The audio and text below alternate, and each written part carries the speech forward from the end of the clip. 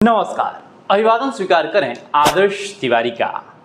भारत चीन के रिश्ते कभी सांस्कृतिक आदान प्रदान और बौद्ध धारा से बने, लेकिन इन्हीं रिश्तों में दरार भी आई और वही दरार राजनीति व सीमाओं की लकीरों में बदल गई। भारत और चीन दुनिया की सबसे बड़ी आबादी वाले दो देश हैं। अर्थव्यवस्था की रैंकिंग में दोनों शीर्ष 5 में शामिल हैं और जब इतने बड़े खिलाड़ी एक ही मंच पर आते हैं तो भू राजनीति की बिसात पर हलचल होना स्वाभाविक है। जी हां, आज हम बात करेंगे उस मुलाकात की जिस पर पूरी दुनिया की नज़र टिकी हुई है। प्रधानमंत्री नरेंद्र मोदी चीन पहुंच चुके हैं। कल यानी 31 अगस्त को उनकी मुलाकात होगी राष्ट्रपति शी जिनपिंग से। साथ ही तियानजिन में संघाई सहयोग संगठन SCO की बैठक में भी हिस्सा लेंगे। लेकिन यह सिर्फ एक दौरा नहीं है। आपको बता दें, साल 2020 में हुए गलवान संघर्ष के बाद पीएम मोदी का यह पहला चीन दौरा है। इससे पहले वो 2018 में चीन की यात्रा पर गए थे। वैसे तो पिछले साल अक्टूबर में रूस और कजान में मोदी की मुलाकात शी से हुई थी, लेकिन तब परिस्थितियां अलग थीं। आज भारत अमेरिका के 50% टैरिफ का सामना कर रहा है और इसलिए भी मोदी और शी जिनपिंग की मुलाकात की अहमियत बढ़ गई है। लेकिन ध्यान देने वाली बात यह है कि मई में जब भारत और पाकिस्तान आमने सामने थे तो चीन का झुकाव स्पष्ट रूप से पाकिस्तान की तरफ था। ऐसे में कई सवाल उठ खड़े हुए हैं। क्या भारत और चीन वास्तव में करीब आ सकते हैं और क्या भारत चीन पर भरोसा कर सकता है? चीन में इस यात्रा को कैसे देखा जा रहा है और चीन इस स्थिति का किस तरह फायदा उठा सकता है?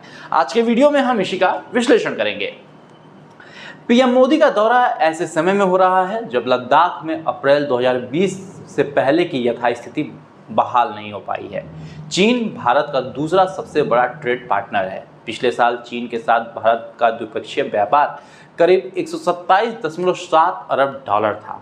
इसके अलावा भारतीय इंडस्ट्री की निर्भरता चीन पर बढ़ रही है। भारत ने साल 2024 में चीन से 48 अरब डॉलर की कीमत के इलेक्ट्रॉनिक्स और इलेक्ट्रिकल उपकरण आयात किए थे। इन आंकड़ों को ध्यान में रखते हुए सिर्फ अमेरिका की वजह से भारत और चीन नज़दीक नहीं आ सकते हैं। जिस प्रकार हमारे यहाँ कहावत है कि एक म्यान में 2 तलवार नहीं रह सकती, उसी तरह चीन में कहावत है कि एक पहाड़ में 2 शेर नहीं हो सकते, क्योंकि आर्थिक नज़रिए से चीन काफ़ी सक्षम है। वो कभी नहीं चाहेगा कि एक संभावित शेर यानी भारत सामने आए।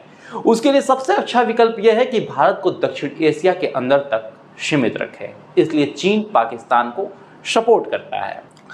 भारत विश्व की सबसे बड़ी अर्थव्यवस्था है और बाजार भी काफ़ी बड़ा है। चीन की नज़र इसी बाजार पर है। अब आपको अभी तक का इतिहास बताते हैं। 1947 में भारत की आज़ादी के बाद भारत चीन संबंधों में कई उतार चढ़ाव आए हैं। भारत चीन में साम्यवादी सरकार को सबसे पहले मान्यता देने वाले देशों में से एक था। दोनों देशों के बीच मित्रता और शांतिपूर्ण सह अस्तित्व की भावना थी। 1950 में चीन ने तिब्बत पर नियंत्रण कर लिया, जिससे भारत की चिंताएं और बढ़ गईं। 1950 के दशक में भारत और चीन ने पंचशील सिद्धांतों पर आधारित एक समझौता किया और नारा चला, हिंदी चीनी भाई भाई। फिर 1962 का युद्ध हुआ और दोनों देशों के रिश्ते काफ़ी तनावपूर्ण हो गए। 1988 में प्रधानमंत्री राजीव गांधी की चीन यात्रा ने द्विपक्षीय संबंधों को फिर से पटरी पर लाने की कोशिश की, लेकिन करीब 3 दशक बाद सीमा पर झड़प के कारण दोनों देशों के बीच तल्खी आ गई थी। सुरक्षा मामलों के विशेषज्ञों का कहना है कि दुनिया का कोई भी देश किसी और देश पर भरोसा नहीं कर सकता है। हमें यह उम्मीद नहीं करनी चाहिए कि चीन भारत के हित में काम करेगा या नहीं। भारत को बस ये सोचना चाहिए कि उसे अपनी बेहतरी के लिए कदम उठाने हैं और चीन को अपनी बेहतरी के लिए। भारत अगर ये सोच रहा है कि चीन उसके करीब आ जाएगा और उसके हित में काम करेगा तो ये भारत की बहुत बड़ी गलतफहमी होगी। अब आपको बताते हैं चीन में पीएम मोदी की यात्रा को कैसे देखा जा रहा है। पीएम मोदी की यात्रा से पहले चीन के विदेश मंत्री वांग यी भारत आए थे। उनकी इस यात्रा को व्यापार के तौर पर चीन की मोदी यात्रा से जोड़कर देखा गया था। चीनी मीडिया इस बात पर जोर दे रहा है कि चीन और भारत का मेल जोल वैश्विक परिस्थितियों से निपटने के लिए अहम है, लेकिन असल में वहाँ कैसा माहौल है? चीन में इस यात्रा को मुख्यतः डोनाल्ड ट्रंप और पुतिन के परिप्रेक्ष्य में देखा जा रहा है। चीन के नज़रिए से 2 फैक्टर अहम हैं। पहला कि चीन की कमज़ोर आर्थिक हालात और दूसरा चीन के अंदर शी जिनपिंग की इमेज। और अगर ऐसा इमेज दिया कि ट्रंप ने सी को कमज़ोर कर दिया है तो चीन में यह गवारा नहीं है। शी जिनपिंग की छवि सही रखने के लिए चीन को भारत की ज़रूरत है, क्योंकि दोनों ही ट्रंप के टैरिफ का सामना कर रहे हैं। ट्रंप के दूसरे कार्यकाल से पहले भारत और अमेरिका के बीच संबंध अच्छे थे। अब ट्रंप ने इन संबंधों में टैरिफ की दीवार खड़ी कर दी है। अमेरिका कभी किसी का सगा नहीं रहा है।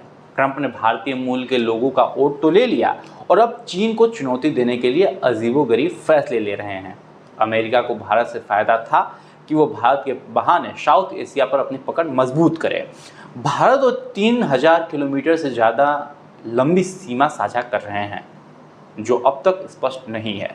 दोनों देशों के बीच ब्रह्मपुत्र नदी को लेकर पानी का विवाद है।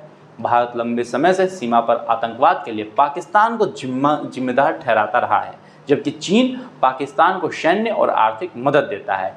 यह भारत के लिए चिंता का बड़ा कारण है। हालांकि पाकिस्तान भारत के आरोपों को नकारता आया है। इसी कड़ी में चीन का बेल्ट एंड रोड इनिशिएटिव यानी BRI भी विवाद का विषय है।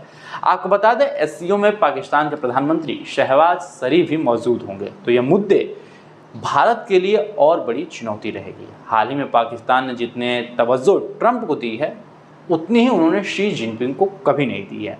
जबकि चीन ने 2013 से लेकर अब तक करीब $60 बिलियन का निवेश किया है, लेकिन जनरल मुनीर ट्रंप को सिर पर बिठाए रखे हैं। इससे चीन को चिंता होना लाजमी है। अब चीन भी सोच रहा है कि पाकिस्तान पर किस हद तक भरोसा किया जा सकता है। तमाम विवादों के बीच भारत को यह देखना ज़रूरी है कि उसे कहाँ फ़ायदा हो सकता है और कहाँ नुकसान। अमेरिका, चीन और भारत अगर इसे एक ट्रायंगल के रूप में देखें तो आने वाले समय में इनका क्या भविष्य होगा, क्योंकि कूटनीति सिर्फ व्यापार का खेल नहीं है। इसमें रणनीति, सुरक्षा और राजनीति की तिकड़ी भी शामिल होती है। यही वजह है कि मोदी शी मुलाकात से पहले सबसे बड़ा सवाल यही है कि किसकी ज़्यादा ज़रूरत है। यहाँ हमें तीनों देशों की बजाय 3 नेताओं के बारे में सोचना चाहिए। उदाहरण के लिए PM मोदी SCO में जा रहे हैं। भारत में ये देखा जाएगा कि वो क्या लेकर आते हैं, और चीन की जनता चाहती है कि भारत से दवाइयाँ आयात की जाएँ, लेकिन जिद के चलते चीनी सरकार ने बड़े पैमानों पर इसकी परमिशन नहीं दी। कुल मिलाकर अगर चीन को भारत से रिश्ता बढ़ाना है तो सीमा के अलावा कुछ और आश्वासन देने होंगे। तीनों देशों को एक दूसरे को कैसे सपोर्ट करना है, इस पर भी उन्हें एक आम समझ बनानी होगी। एक तरफा कुछ नहीं होना चाहिए। भारत आज पूरी तरह से चीन और अमेरिका पर निर्भर है और इस दायरे में एक बेहतर विदेश नीति बनाना कठिन है।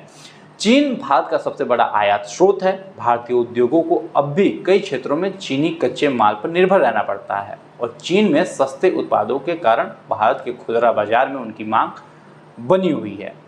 140 करोड़ की आबादी के साथ चीन के लिए भारत एक बड़ा उपभोक्ता बाजार है। भारतीय IT और फार्मा सेक्टर में अच्छा काम कर रहे हैं। हालांकि इस वक्त चीन को भारत की ज़्यादा ज़रूरत है। इसलिए पीछे की वजह चीन एक निर्यात आधारित अर्थव्यवस्था है। इस वक्त न तो वो यूरोप की निर्यात कर पा रहा है और न ही अमेरिका को। चीन के लिए मार्केट तलाशना बहुत ज़रूरी हो गया है और भारत एक अच्छा विकल्प हो सकता है। हमारी घरेलू खपत अच्छी है, जबकि चीन की घरेलू खपत काफ़ी कम है।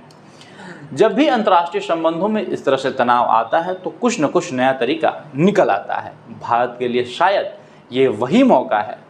तो कल जब मोदी और शी जिनपिंग हाथ मिलाएंगे तो तस्वीरें भले ही मुस्कुराते लगे, लेकिन यह साझेदारी भरोसे पर टिकी होगी या केवल मजबूरी पर, और ये मुलाकात एशिया की राजनीति को क्या दिशा देगी, ये देखने वाली बात होगी। आज के लिए दीजिए मुझे इजाज़त। यदि इस वीडियो को आप यूट्यूब पे देख रहे हैं तो चैनल को भी सब्सक्राइब करें और फेसबुक पे देख रहे हैं तो पेज को तुरंत फॉलो करें। धन्यवाद।